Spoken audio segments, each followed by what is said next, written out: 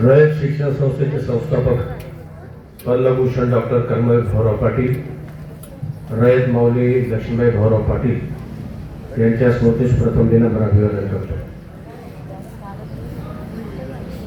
आणि आजच्या या सोहळ्यासाठी व्यासपीठावर उपस्थित आजच्या कार्यक्रमाचे अध्यक्ष, आमचे मार्गदर्शक कमल शंकरराव काळे सहकारी साखर कारखान्याचे माजी व्हाईस चेअरमन आणि या विद्यालयाचे सर्व आदरणीय बाळासाहेब दादा कदम, त्याचप्रमाणे आदरणीय देवराम दादा डवंगे, आजच्या या कार्यक्रमाचे प्रमुख व्याख्याते आदरणीय शिवाजीराव जुंधारे सर, या विद्यालयाचे मुख्याध्यापक आदरणीय भिरे सर, आमचे स्नेही आदरणीय भीमरावजी भोसे सर, माजी मुख्याध्यापक धुरे सर, थोर देणगीदार एकनाथ भाऊ कदम, गावच्या सरपंच भवरताई, उपसरपंच ऋषी कदम, सुभाषराव गवंगे, अशोकराव जावळे, माजी सरपंच शांताराम कदम, तसेच पोलीस पाटील विलासराव मोरे, बाबासाहेब भेटरकर, सुधाकरजी चंद्रे ज्यांनी बरेच बक्षिसे ठिकाणी दिले, त्याचप्रमाणे सुरेशराव भोसे, सर्जेराव गायटरकर, बाळासाहेब लामखडे, नंदू कदम, संजय गायटरकर, श्रीमती काळेताई, आमचे देणगीदार करपे व सर्वच मान्यवर या ठिकाणी सर्वांचाच नामोल्लेख रामदासजी कदम या ठिकाणी आहेत, आमचे माजी रयत सेवक बाळासाहेब कदम या ठिकाणी आहेत, दुबे सर आहेत, त्याचप्रमाणे या ठिकाणी उपस्थित या विद्यालयाचे पर्यवेक्षक, उपमुख्याध्यापक, सर्व शिक्षक बंधू भगिनी आणि माझ्या विद्यार्थी बंधू भगिनींनो, आज कर्मवीर जयंतीचं 22 तारीख ते 30 तारीख हे पर्व आहे. हे साजरा करत असताना हा कार्यक्रम अतिशय उत्साहात आणि आनंदात पार पडावा म्हणून या कार्यक्रमाचं मुख्य आकर्षण जर कोण असेल, मुख्य आकर्षण ते तर तुम्ही आहात विद्यार्थी. आणि म्हणून तुम्ही सर्वजण, कोणी सताळी असेल, भिंगारा असेल, मळेगाव धडी, सोनारी, सागवी, महालखेडा इथून आलेले आहात सकाळी. आणि या प्रांगणामध्ये तुम्ही सकाळी 9:30 वाजेपासून बसलेले आहात. तर आता मला वाटतं 11:15 होत आलेले. म्हणजे एकाच ठिकाणी किती वेळ बसायचं हे खरंच तुम्हाला धन्यवाद दिले पाहिजे. आणि म्हणून त्यासाठी तुम्ही आत्तापर्यंत सगळ्यांसाठी टाळ्या वाजवल्या. जे प्रमुख पाहुणे आले त्यांच्यासाठी टाळ्या वाजवल्या, ज्यांनी बक्षिसे घेतली त्यांच्यासाठी टाळ्या वाजवल्या, पण एकाच ठिकाणी बसून वाजवल्या. तर आपल्याला 1 मिनिट एक काम करायचं आहे की आहे त्या जागेवर सगळ्यांनी उभं राहायचं आहे. उभे राहा सगळे, खरे आणि उभं राहून तुम्ही सर्वांनी एक काम करायचंय, घोषणा द्यायची आहे आणि टाळ्या वाजवायच्या. Scout clap Ghosh.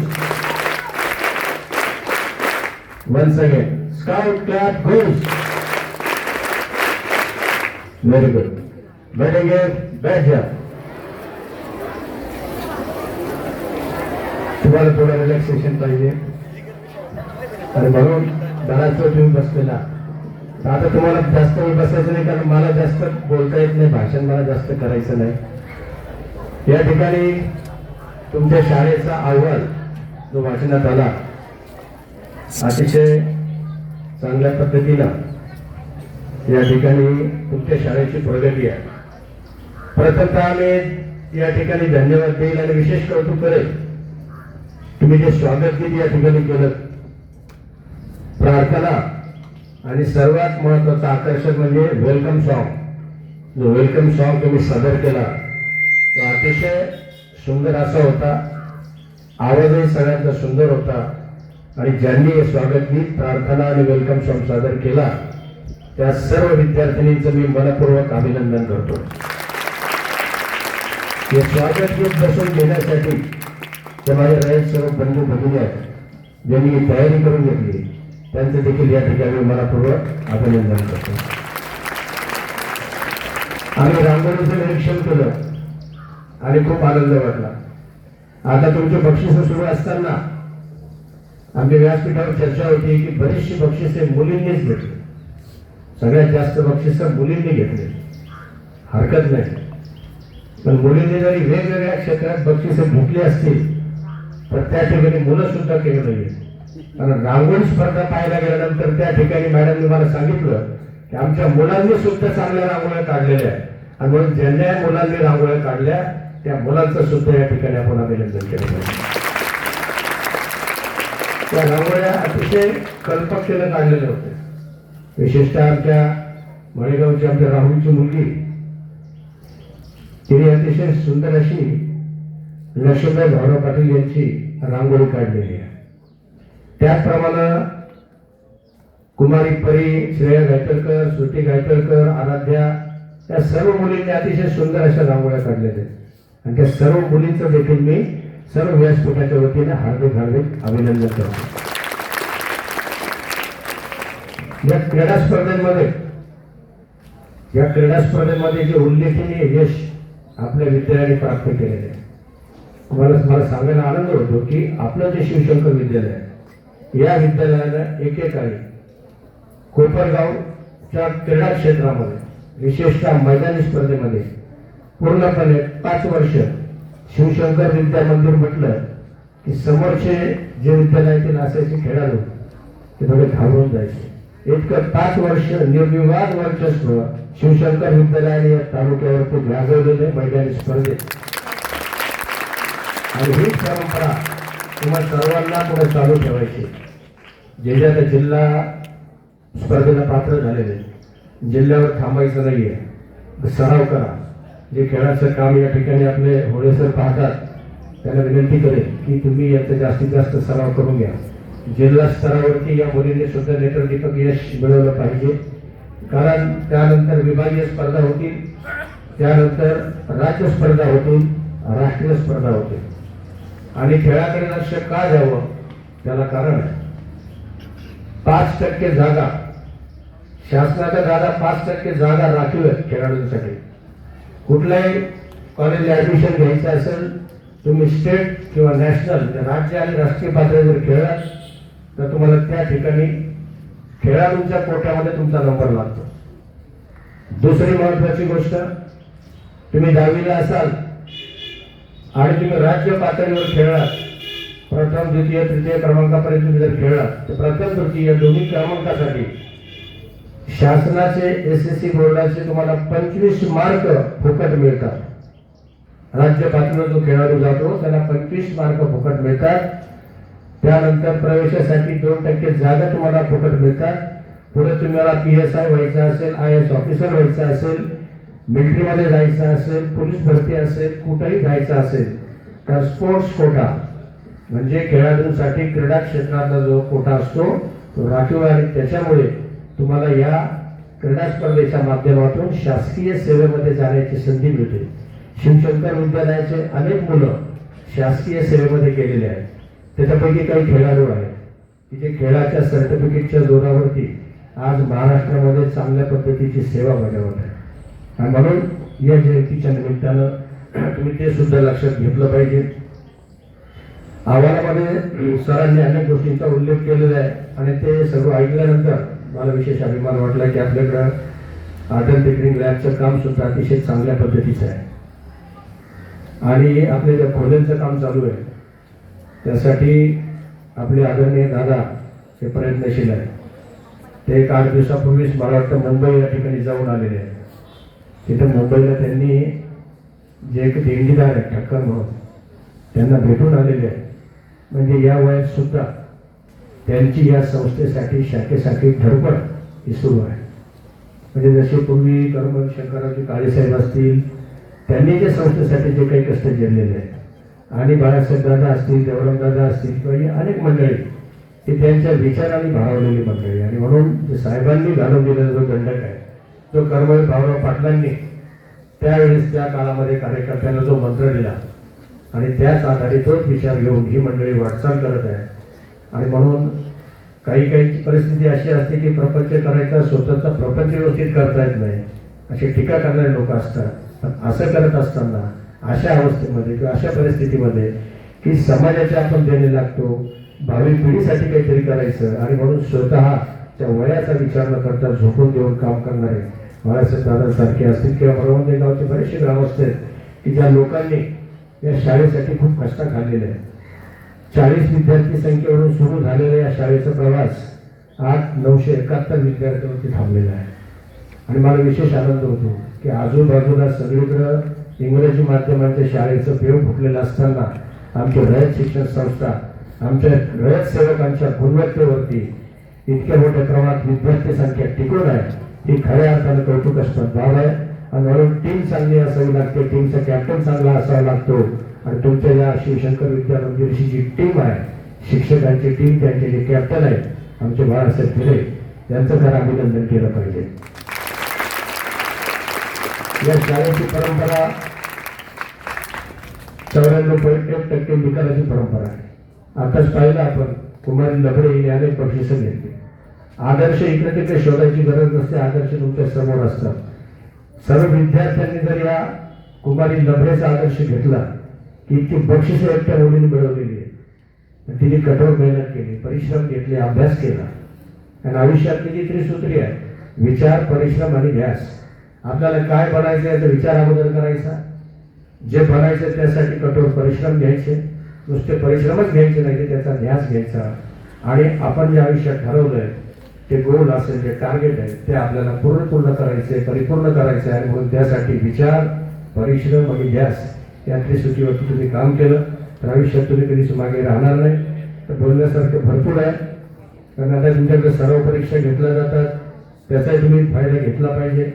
सारथी आहे, NMLS आहे, नवोदय आहे, सर्व परीक्षा तुमच्यासाठी आहे. आणि याच परीक्षेच्या माध्यमातून पुढे ज्या UPSC MPSCच्या परीक्षा आहे त्याच्यात तुम्हाला वाटचाल करायची आहे. आणि त्याचा सराव तुम्हाला याच ठिकाणी तो होणार आहे. आणि सारथी NMLSला तुम्हाला स्कॉलरशिप सुद्धा मिळते. आर्थिक जे काही तुम्हाला पैसे म्हणजे आर्थिक मदत तुम्हाला जी आहे ती शासनामार्फत दिली जाते, तुमच्या गुणवत्तेसाठी दिली जाते. त्याचाही फायदा घ्यायचा आहे. क्रीडा स्पर्धेबद्दल मी बोललेलोच आहे. त्यानंतर रोबोटिक लॅब असेल. आणि आता आपल्या रयत शिक्षण संस्थेने पूर्वी तर आपल्याकडे इनोव्हेशन इन्क्युबेशन हे तर होतच, पण त्याच्यात पुढची पाहिली म्हणून आता आपल्याकडं आर्टिफिशियल इंटेलिजन्स, कृत्रिम बुद्धिमत्ता हे एक नवीन पर्व सुरू झालेलं आहे. आणि त्यासाठी आपण सज्ज राहिलं पाहिजे. येत्या काळात तुम्हाला खूप मोठ्या स्पर्धेला सामोरं जायचं आहे. पण त्यासाठी रोबोटिक लॅब असेल, त्या सगळ्याच गोष्टीचा तुम्हाला फायदा घ्यायचा आहे. उत्कृष्ट असा शिक्षक वर्ग तुमच्याकडे आहे, त्यांच्या ज्ञानाचा फायदा तुम्ही करून घ्या. आणि आपल्याकडे AI मला वाटतं 6 बॅचेसमध्ये सुरू आहे. 6,180 विद्यार्थी आहेत. त्यासाठी इंटरनेट, YouTube यावर मार्गदर्शन तुम्हाला केलं जातं आहे. आणि तुमच्या शाळेला एक ॲडव्हान्स टेक्नॉलॉजी शिक्षणाची प्रक्रिया, आमच्या काळामध्ये ऑपरेशन ब्लॅकबोर्ड असं होतं सर, त्यावेळेस आपल्या धुळे सर, ऑपरेशन ब्लॅकबोर्ड आपल्या काळामध्ये खडू आणि फळा. आताचे जर फळे पाहिले तर तुम्ही फार भाग्यवान आहात, तुम्हाला इंटरॅक्टिव्ह पॅनलवरती शिकायला मिळते.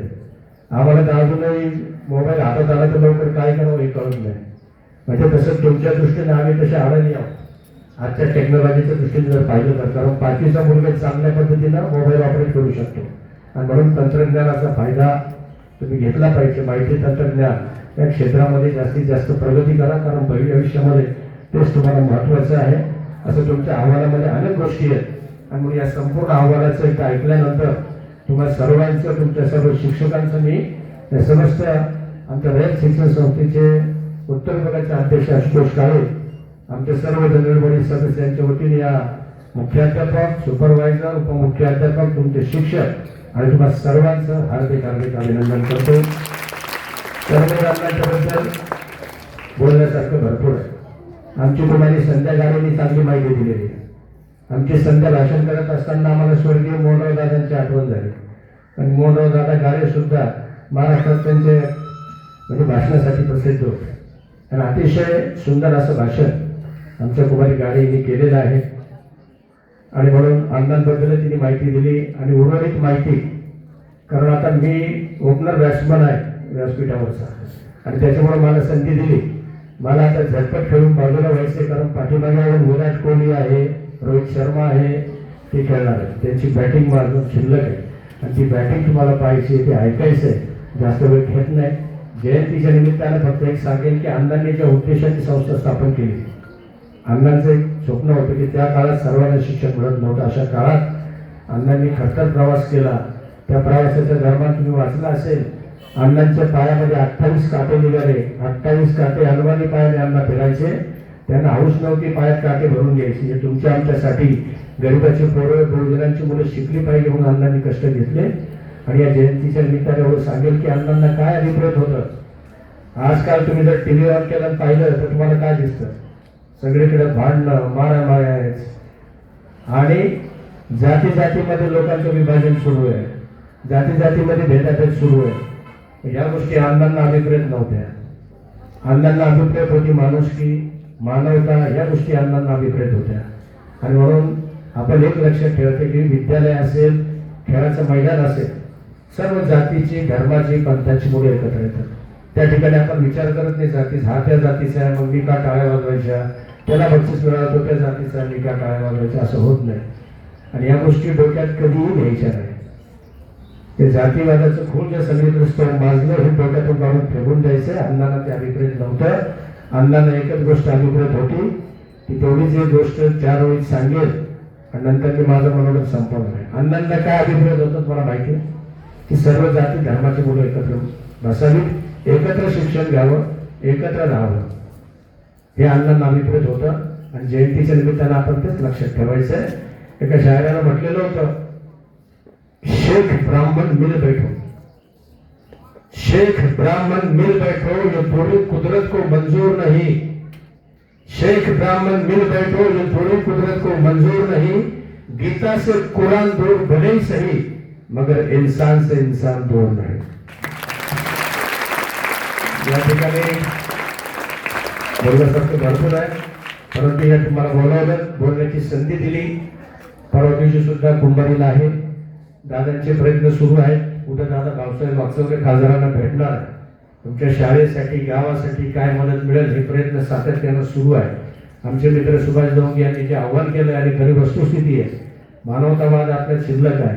आपल्या घरी गेल्यानंतर पालकांना सांगायला आपण उपस्थित सर्वांनीच जे आव्हान त्यांनी केलं की आपल्या अहिल्यानगर जिल्ह्यामध्ये दक्षिण भागामध्ये पुराचा हाहाकार आहे, संपूर्ण निम्मा महाराष्ट्र या दुष्काळावर होरपळतोय, तर त्यांच्या मदतीसाठी, त्यांच्या अश्रू पुसण्यासाठी तुम्हा आम्हाला कटिबद्ध व्हायचंय. आणि आपण सर्वांनी भरीव मदत आपल्या रवंडा, मळेगाव, तरी सोनर या गावातून देऊया असा संकल्प करूया. हीच या ठिकाणी मी अपेक्षा व्यक्त करतो. आणि म्हणत एकदा बिरे सर, सर्व शिक्षक सर्वांना धन्यवाद देतो. थांबतो. जय जय.